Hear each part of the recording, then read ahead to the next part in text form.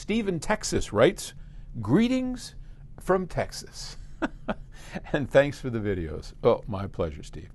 I've been watching for several years and I enjoy them all. And my question is this: if I have approximately $10,000 in electronics and cables and I'm looking for new speakers, should I be looking for a pair in the $10,000 range? A year ago, I upgraded my system from 80s mid-fi to brand new audiophile quality gear, and I'm ready to take the next step. I really enjoy streaming using Roon and Qobuz.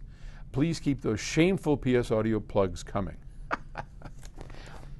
You know, you're working backwards. So that's, I don't think I could be that specific that if you spent $10,000 on electronics and cables, you should also spend $10,000 on speakers. I'm not sure that that equates.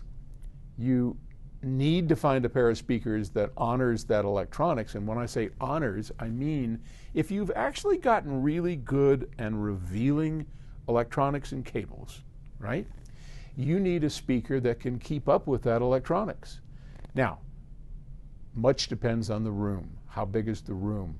What are you trying to achieve? What kind of music do you listen to? So if we start over, if you have $10,000, well, I just lost my glasses. That's all right. I don't need them to stare at you. If you got $10,000 to spend, I think the biggest proportion of that should go towards speakers and a lesser to electronics. I've said that all along. But that's just such a general rule of thumb. If I were in Steve's shoes, I would think about, well, what is it I'm trying to achieve? Let's say that Steve listens mostly to jazz, light rock, you know, that kind of music that isn't this giant Mahler symphonies, right? So if that's the kind of listener, you like audiophile music, you like this kind of that, and it's not these giant symphonic pieces that you're trying to wow and zow yourself with, I would probably go with a pair of Aspen FR5s for a shameless plug.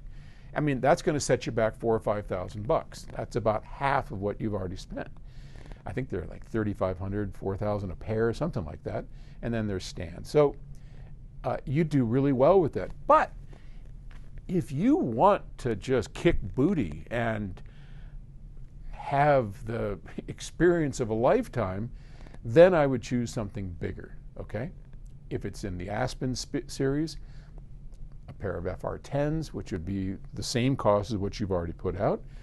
Maybe step up to a pair of 20s. That'd knock your socks off in the right room. You could play Mahler all day long and just be blown away. And there's other options, far cheaper. Magnaplaners.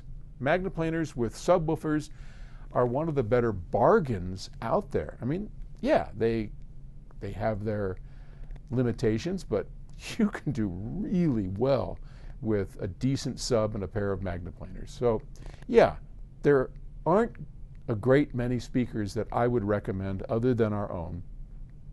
And I know that sounds, but it's true. It's one of the reasons that I have searched for so long to find the right designer to build speakers that I would unhesitatingly recommend to our HiFi family.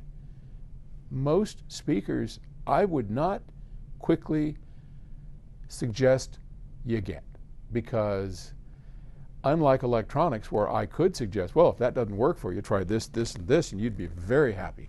Tons of stuff out there in electronics. Speakers, not so much. Sorry. I know that sounds like a self-serving thing to say, and it surely is, but it is also true.